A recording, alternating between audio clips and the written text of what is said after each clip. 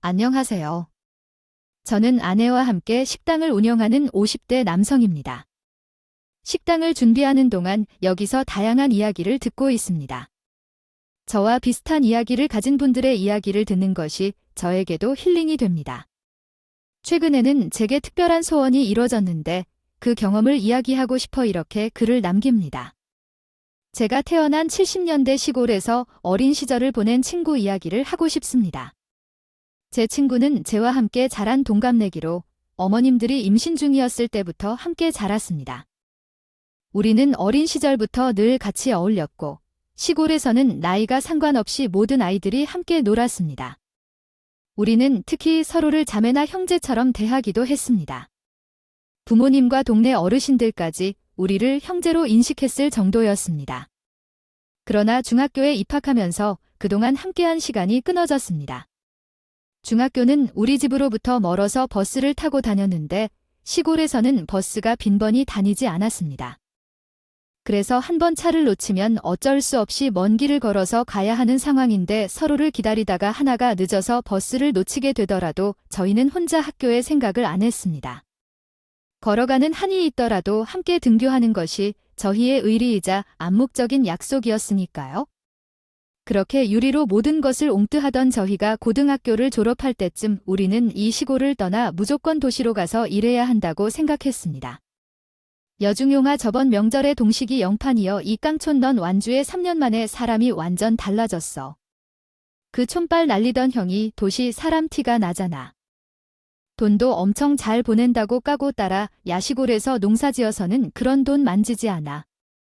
그러니까 우리도 졸업하면 바로 도시로 가야 되는 거야? 나도 도시로 가고 싶은데 근데 막상 가니까 아는 사람도 없고 그리고 우리가 거기까지 올라가서 뭐를 하냐? 어이근이가 이러니까 촌놈 소리 될지 남들은 뭐라 해도 시간은 가니까 뭐가 있는 거야? 우선은 한 달치 방세만 있으면 돼. 어차피 도시 가면 일자리는 널리 있다니까. 내가 동식이 할 일은 많아. 그러니까 우리는 일단 도시로 가면 돼. 그리고 우리는 둘이니까 방세도 나누기 쉽고 자리 잡기도 쉽지. 저와 비슷한 시대를 사신 분들은 이해가 가실 겁니다. 당시 시골이랑 도시는 비교할 수 없을 만큼의 격차가 있었습니다. 도시는 아예 아니, 그냥 앱조차 사용하지 않아도 못할 정도로 차이가 컸습니다. 현재는 여러 수단으로 세상을 인식하지만 당시에는 직접 경험하지 않으면 알 수 없는 일들이 많아서 생각과 생활 방식도 달랐습니다. 그 결과 시골 출신인 우리는 고향을 떠나 성공한 사람들을 보며 도시에 대한 동경심을 가졌습니다. 하지만 머리가 좋지 않아 대학을 가기는 어려웠고 시골에서 농사짓는 생활만 생각했던 나와 덕평은 고등학교를 졸업한 뒤 도시로 올라가기로 했습니다. 도시에 도착하자마자 우리는 여관에 숙박하고 일자리를 찾기 시작했습니다. 도시에서는 많은 구인 광고를 볼 수 있었고 젊은 남성 직원을 채용하는 곳도 많았기 때문에 우리는 어렵지 않게 일을 시작할 수 있었습니다. 그 시절은 모두가 어려운 시기였기 때문에 우리는 돈을 모으느라 고생했습니다. 혼자였다면 버텨내기 힘들었겠지만 고향 친구와 함께였기에 서로 의지하며 힘들었던 이민 생활을 이겨냈습니다. 몇 년 동안 돈을 아끼고 벌어댄 후 한시름 잡았다. 그때 새로운 도전할 용기가 들었다. 외향적인 성격을 갖고 있는 나였기에 고향에서도 유명한 인물이었다. 그렇기에 도시에 와도 많은 사람들과 어울리며 다닐 수 있었다. 그러던 중 중고차 사업을 하는 사람을 만나게 되었고 그를 통해 스스로도 그 분야에서 성공을 이루고 싶다는 열망이 솟아올랐다. 하지만 내 성격과 환경상 큰 꿈을 키울 수 없는 현실을 직감했다. 그래서 그 당시 나는 미래를 위해 안정적인 직업을 고민하고 있었다. 나의 친구인 고향에서 중고차 사업을 제안받았지만 나는 내 진로에 대해 고민하며 공장 일을 이어가기로 결정했다. 대중들의 직업을 보며 나도 어떻게든 살아갈 수 있는 일이 있을까 생각하고 있었다. 그렇게 고민 끝에 어느 날 갑자기 음식 장사를 해도 굶지 않겠다는 생각이 들었다. 음식 장사는 언제나 수요가 있고 성공할 가능성을 보여주는 직업이다. 하지만 식당 주인들의 이야기를 들어보면 음식 장사는 어린 시절부터 시작하여 주방에서부터 배워야 한다고 한다. 주변의 음식 장사에 대해 아는 사람이 없는 나는 식당 일을 어떻게 시작해야 할지 몰랐다. 그런데 우연히 중식 식당에서 보조 일자리를 찾는 광고를 보고 거기로 들어가게 되었다. 처음에는 경험이 없어서 사장님이 당황했지만 나는 열심히 배우겠다는 다짐으로 일을 시작했다. 이전에는 공장에서 일했던 경험이 있었지만 식당에서의 일은 처음이었다. 그래서 처음에는 많이 헤맸지만 어느 날 덕평이에게 상황을 설명하지 않은 것이 실수였다는 것을 뒤늦게 깨달았다. 이후 음식 배우기 위해 덕평이에게 얘기했고 그 결과 좋은 기회를 얻을 수 있었다. 하지만 중국집에서 일하게 되어 생활 시간이 맞지 않고 빨리 성장하고 떠나야 할 것 같은 생각이 들어 말을 꺼내기 어렵다. 결국 그 얘기는 덕평과의 소통이 필요하다는 것을 깨달았다. 어렵게 끌어내서 그런 점이 서운해할까 봐 이렇게 했어. 괜찮아. 너도 알겠지만 나도 꽃처럼 시작할 거야. 우리가 영원히 함께 살 수는 없잖아. 그렇지 않아? 그날 밤에 그때는 딱히 힘들어할 것 없이 이해해준 친구와 꽃잎이 떨어지는 것을 아쉬워하며 밤새도록 술잔을 기울였어. 그때 나에게는 새로 시작하는 일에 대한 기대와 함께 긴 시간 동안 함께한 친구와의 이별에 마음이 복잡했어. 중마고와 헤어지는 게 다른 것들 중에서도 가장 아쉬운 일이었지만 앞으로 나아가기 위해서는 잠시의 이별이라는 생각을 했어. 그 이후로 새롭게 시작한 주방일은 정말로 정신없이 바쁘게 했어. 머릿속에 있던 주방일은 바쁘고 칼질이 많은 일이었지만 제가 한 일은 설거지, 쓰레기 정리, 청소와 같이 가장 하찮은 일들이었어.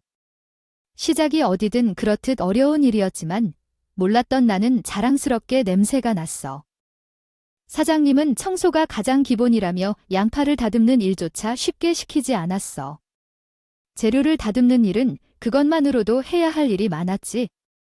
주방 한켠에서 설거지를 하며 선배들의 칼질을 배우긴 했지만 그것을 실제로 하려니 쉽지 않았어. 요리에 익숙하지 않은 나에게 처음으로 신경은 망칠지언정 칼은 안 본다. 칼질은 손에 익다. 나만 칼 보고 맞고 쓸린 지 얼마 안 됐을 뿐인데 손톱 딸려 나뭇잎도 따라가기 힘들었어요. 그랬는데 나는 몸성이 급한 데다가 고대 계주방에 배우러 갔을 때 나의 친구 덕평이는 중고차 시장 일을 잘 해내고 있었습니다. 시작부터 모시그 장문의 계약을 따내 나에게 연락했어요. 그분은 시작하자마자 어떻든 잘하는 사람이었답니다. 우리는 그 후로 떨어져 있었지만 여전히 가까웠어요. 얼마나 바빠도 일주일에 한 번은 만나 여유롭게 한잔하며 힘든 한 주 일상을 잠시 잊죠. 바쁜 삶 속에서 그 친구와 함께한 시간은 큰 위로가 되었다. 각자 성실하게 자신의 직업을 추구하다 보니 시간은 어느새 지난 듯했어요. 이젠 내가 요리도 할 수 있게 되었고 그 친구는 아래 직원 몇 사람이 나와 맞닿는 일을 하고 있었어요. 열심히 살다 보니 나도 여자를 만나 결혼 생각이 들었답니다. 우리가 만나게 된 여자는 우리에게 정말 필요한 사람이었어요. 몸도 추환경도 다르지만 똑같은 시기에 같은 꿈을 갖고 있는 사람이어서 우리는 결혼을 하려는 길을 선택했어요. 덕평이 자리에 관해서는 못 알겠지만 나에겐 결혼식은 너무 먼 꿈 같은 일이었어요. 나 같긴 모르지만 여자들에겐 되나 됐어요. 결혼식에 입는 흰 드레스나 원장 자녀의 결혼은 로망이었는데 주방에 이적지 얼마 안 된 게 됐는데 사장님은 청소가 가장 기본이라며 양파를 다듬는 일조차 쉽게 시키지 않았어. 재료를 다듬는 일은 그것만으로도 해야 할 일이 많았지. 주방 한켠에서 설거지를 하며 선배들의 칼질을 배우긴 했지만 그것을 실제로 하려니 쉽지 않았어. 요리에 익숙하지 않은 나에게 처음으로 사랑하는 사람과 함께 행복을 나누는 여력이 없어서 참으로 힘들었습니다. 그러나 우리는 서로에게 확신을 주고 결혼을 결심했습니다. 그래서 우리 부부는 정말 아름다운 결혼식을 계획하고 있었어요. 우리는 서로를 위해 어린 날의 사랑을 기억하며 결혼식을 준비했죠. 그런데 결혼식을 준비하면서 우리의 고향에서의 결혼식이 너무 닮았다는 이야기를 듣고는 눈치를 보며 결혼식을 개별적으로 치르기로 했어요. 결혼식만큼 신혼여행도 함께하고 식구집도 함께 살기로 했죠. 그렇게 결혼식을 준비하면서 이야기를 나누었지만 결혼식을 함께하는 것에 부담을 느꼈고 결국 거절했습니다. 하지만 꾸준한 덕평이의 노력으로 부부는 결국 임신 소식을 받게 되었고 그 순간 더할 나위 없이 행복했습니다. 아이를 낳은 후에도 서로를 사랑하고 존중하는 모습은 우리 가족을 더욱 단단하게 만들었습니다.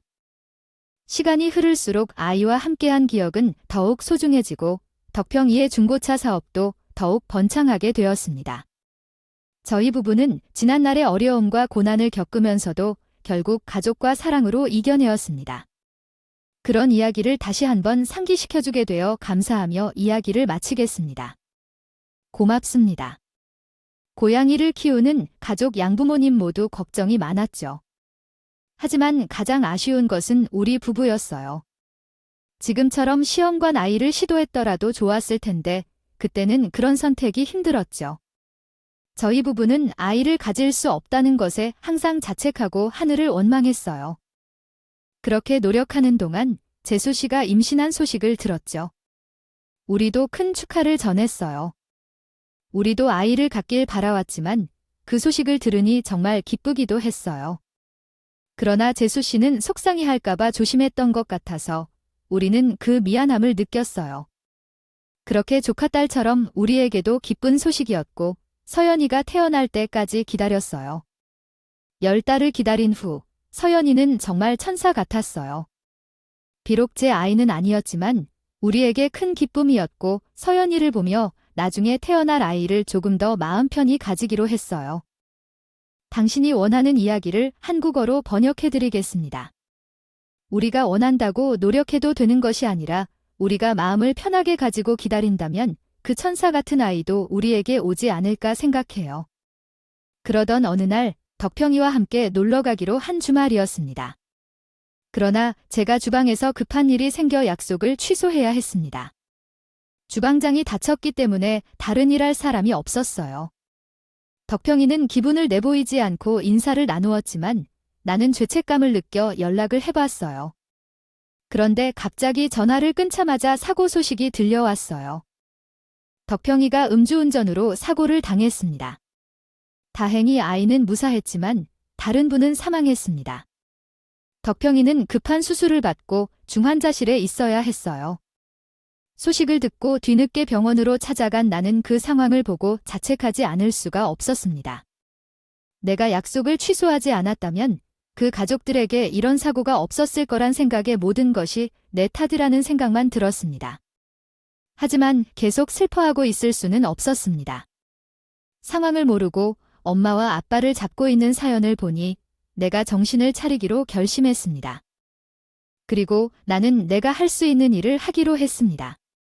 중환자실에 있는 아이를 돌보러 온 덕평이 부모님께 절을 하고 당분간 서현이와 함께 우리 집에서 지내겠다고 말씀드렸습니다.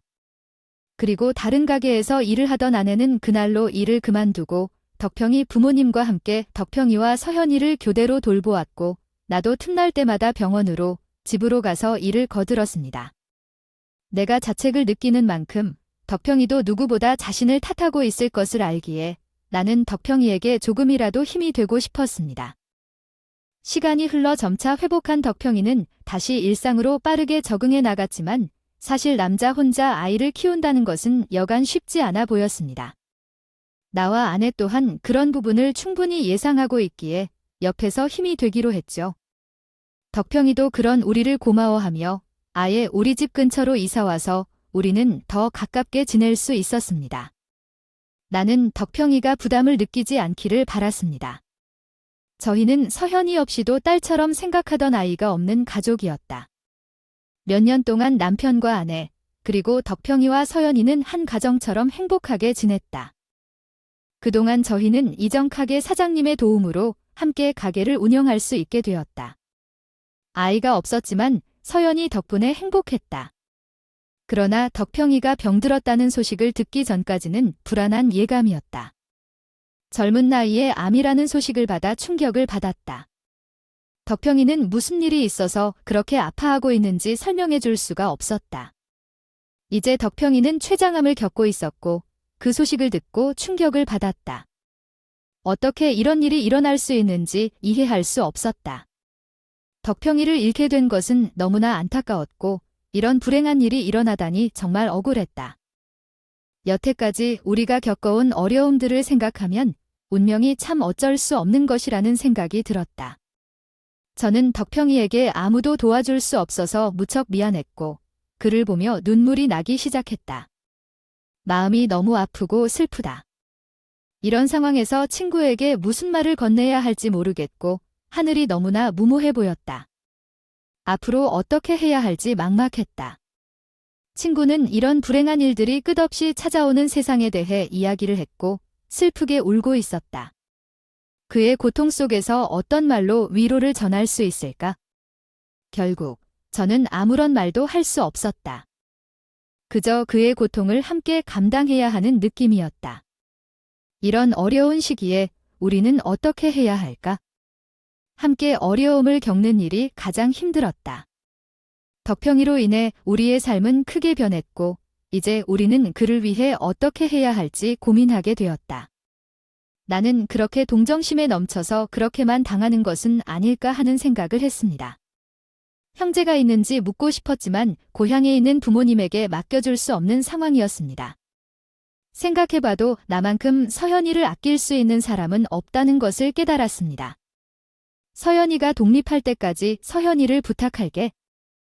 친구야, 왜 그런 약한 생각을 하는 거야? 자살 생각은 금물이야. 지금 할 일이 뭔데? 서연이 걱정되면서 살인장모의 증감을 보여주지 말고 마음이 둔해지지도 말게 해. 정말로 마음이 죄송하지만 나도 모진 말밖에 할 수 없었어. 친구가 병에 걸려 죽는 일은 성공적으로 부정할 때가 절대 없다.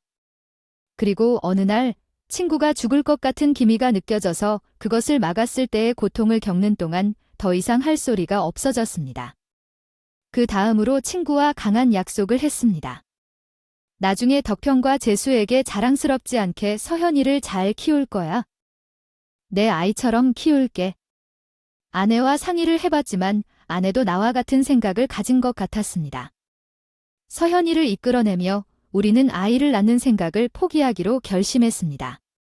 그렇게 얼마 후 하늘은 무심하게도 결국 덕평으로 데려가 버렸습니다. 저와 아내에게도 친구의 죽음을 받아들이기에는 짧은 시간이었습니다. 어떤 초등학생이 서현이에게는 오죽 더 했을까요? 아직 엄마의 죽음도 모두 이해하지 못한 아이에게 말이죠. 그렇게 혼란스러운 아이에게 부담을 주고 싶지 않았습니다. 여전히 우리를 이모와 삼촌이라고 불러주는 아이에게 아빠와의 약속으로 너를 입양하기로 했다는 말을 할 수 없었습니다. 그래서 나는 서연이가 스스로 이해하고 정리할 때까지 시간이 필요하다고 결심했습니다. 그 이후로 우리는 아이가 상실감과 우울함에 빠지지 않도록 노력했습니다. 정신과를 찾아가 우리가 할 수 있는 방법을 배우고 아이가 더 안정적으로 생각할 수 있도록 지원했습니다. 그렇게 어느 날 서영이가 먼저 회복되는 모습을 보여줬습니다. 아픔을 딛고 서서히 회복해가는 서연의 모습을 보며 우리는 이제 입양에 대해 이야기해야 한다고 결심했습니다. 하지만 준비가 되었다고 생각한 우리 부부와는 달리 서영이는 아직 준비가 되어 있지 않았나 봅니다. 서연아, 삼촌과 이모가 너 부모님과 한 약속이 있는데 그걸 지금부터 말해줄게. 혹시 이야기를 듣고 이해가 되지 않으면 바로 말해줘. 그렇게 우리 부부는 아이의 눈높이에 맞춰 덕평이와 우리 부부가 결심한 이유까지 모두 서연에게 설명했습니다. 서연은 모든 이야기를 조용히 듣고 있던 중 이상한 표정을 짓다가 결국은 그냥 알겠다는 눈치를 주며 방으로 들어갔어요. 저는 그때 서연의 대답이 없어서 걱정했지만 결국은 나쁜 반응이 아니라고 생각했어요. 그래도 부모가 없어도 우리에게 기댈 수 있는 곳이 있다는 것에 안심했습니다. 그때까지는 서연과의 행복한 시간이 계속될 것 같았어요. 하늘에 계신 덕평이와 재수 씨에게 걱정하지 말라며 앞으로 서연을 잘 돌볼 것을 다짐했죠. 하지만 모든 문제가 해결되고 서연이가 잘 자랄 것을 기대했던 다음 날, 서연이의 행동이 예상과 다르게 변했어요. 갑자기 우리에게 존댓말을 쓰며 삼촌과 이모라고 붙여서 말하더군요. 그러한 변화에 우리는 당황했지만 그냥 새로운 환경에 적응하고 있는 것이라고 생각했어요. 하지만 삼촌 소리가 계속 들리니 찜찜했죠. 이후로 서연의 행동은 예전과는 다르게 변했어요. 우리에게는 웃음이 없고 우리가 있는 때는 감정을 드러내지 않았어요. 혼자 있을 때는 웃고 있을 때도 우리가 들어오면 무표정하게 방으로 들어가곤 했어요. 우리들 부부는 서연이의 변화를 느꼈을 때 이미 그녀가 달라졌음을 깨달았습니다. 우리는 세원이가 남자로 다뤄주는 모습을 보며 당황했습니다. 이해하는데 시간이 필요할 것이라고 생각했지만 입양과 부모에 대한 이야기에 그 정도로 거부감을 느낄 줄은 몰랐습니다. 예상치 못한 결과에 우리는 아이 심리 상담을 받기로 했습니다. 의사는 각 아이마다 다르지만 세원이의 경우 부모의 사망으로 인한 갑작스러운 변화를 받아들이지 못해 혼란스럽고 불안한 마음을 갖고 있을 수 있다고 말씀해 주셨습니다. 우리는 아이의 그 슬픔을 충분히 이해하지 못했다는 생각에 미안했습니다. 더 많은 관심을 기울이고 전문가의 조언을 받으며 세원이를 치료하기 위해 노력했지만 변화는 그리 크지 않았습니다. 시간이 흐르면 좋아진다는 전문가의 말과는 달리 세연이는 중학교에 올라가 사춘기를 맞아 우리의 노력과 애정에 불편해하며 좀 더 밖으로 나가려고 했습니다. 처음에는 늦은 귀가 시간부터 시작되었습니다. 우리는 아이를 키운 경험이 없어서 그런 상황에 대처하는 법을 알지 못했습니다. 그러나 매를 쳐서는 안 되고 처음에는 거칠고 길어진 하루였어요. 서연이가 늦게까지 집에 들어오지 않아서 심각하게 걱정했어요. 1년이 넘도록 대화를 거닐지 않고 서연이를 심각하게 걱정하며 이런 일이 계속 있다는 사실에 우리 부부는 비명소리로 서로 붙들렸죠. 깊은 밤이 되어도 서연이의 행방을 알 수 없어서 제게는 전혼이 가득했습니다. 마침내 경찰에 신고하기로 결심했고 경찰관은 우리의 제안을 받아들여 서연이를 확인하러 나섰습니다. 어디에서나 아이를 찾아보았지만 다행히도 이웃감 내 및 가까운 장소에서 발견했습니다. 아이를 안전하게 찾아서 기쁨에 젖은 순간이었습니다. 현실에서는 부모로서의 무게감을 느끼며 아이를 지지해야 한다는 것을 깨달았습니다. 다음부터는 아이들과 소통을 중요시 여기고 제 영향을 받을 수 있는 상황을 만들어야겠어요. 함께 여행을 하며 아이들과 친밀하게 지내고 소중한 순간들을 함께 만들어야겠다는 생각이 들었어요. 함께하는 시간은 소중하고 소중한 추억을 만들 수 있는 것입니다.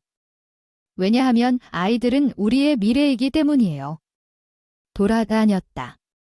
어느새 시간이 그렇게 흘러서 날이 밝아오기 시작했다. 날이 밝아 부를 때 나는 서연이에게 무슨 일이 생긴 것인지 알았을 때 눈물이 쏟아졌다. 주저앉아 탄식하며 그때 아내로부터 서연이가 집에 들어왔다는 연락을 받았다. 집으로 뛰어들어 아무 일 없다는 서연이를 보고 마음이 안정되었다. 어디다 쏘 일어난 것인지 몰라 삼촌이 밤새 찾느라 수고했어. 내가 다 이야기해서 친구 집에 있었대.